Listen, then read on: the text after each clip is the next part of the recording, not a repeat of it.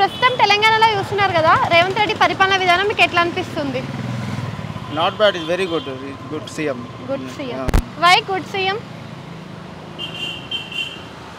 Why means reasons అందరినీ బాగా చూసుకుంటున్నాడు.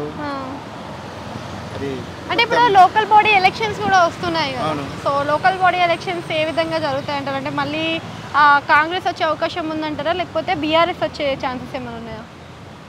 చెప్పలేం, కానీ సీఎం రేవంత్ రెడ్డి గారు అయితే బాగా చూస్తున్నారు ఇప్పుడైతే. ఇంకా ఇంకా టైం ఉంది కదా. ఇంకా ఇప్పుడు వస్తున్నాయి కదా ZPTC, MPTC, municipal elections. ZPTC, MPTC అంటే కాంగ్రెస్ ఛాన్సెస్ ఉంది.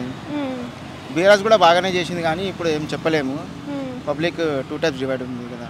ఓకే. అట్లా. సో ఇప్పుడు కేటీఆర్ కూడా చెప్తున్నాడు కదా, అన్ని డెవలప్మెంట్ విషయంలో మేము ఎక్కడ తగ్గలేదు, కాంప్రమైజ్ అవ్వలేదు, మేము ఎంత చేసినామో ప్రజలకే తెలియాలి, ఈసారి ఖచ్చితంగా బీఆర్ఎస్ఏ వస్తుంది లోకల్ ఎలక్షన్స్లో అని అంటున్నాడు. కరెక్ట్, అది కూడా మాట కరెక్టే. కానీ కేటీఆర్ సార్ కూడా బాగా చేస్తున్నాం. మనకు ఐటీ మినిస్టర్ ఇట్లాంటివి దొరకడం ఇప్పుడు దాకా మనకు, కానీ బాగానే చేస్తుంది బీఆర్ఎస్ కూడా. చెప్పలేము, ఇద్దరు పార్టీలో చెప్పలేము. మనం పబ్లిక్ ఒపీనియన్ మీద ఉంటుంది కదా. ఓకే. సో అధికారంలో ఉన్నప్పుడు బీఆర్ఎస్ ఎలా ఉంది, ఇప్పుడు అధికారంలో ఉన్న కాంగ్రెస్ పార్టీ ఎలా పనిచేస్తుంది? డిఫరెన్స్ ఏం లేదు, కానీ కేటీఆర్ సార్ కూడా బాగానే చేసినారు. ఇప్పుడు కేసీఆర్ సారు ఇప్పుడు 9 years ఆయన చేసినారు కదా, బాగానే చేసినారు. పబ్లిక్లో ఉన్నారు, ఆయన కూడా పబ్లిక్ టాక్లో ఉన్నారు. మరి రేవంత్ రెడ్డి సార్ వచ్చినప్పుడు నుంచి చాలా 6 schemes చేసినారు కదా, అది కూడా ఇచ్చినారు కదా, పబ్లిక్ దాంట్లో కూడా ఉండేది.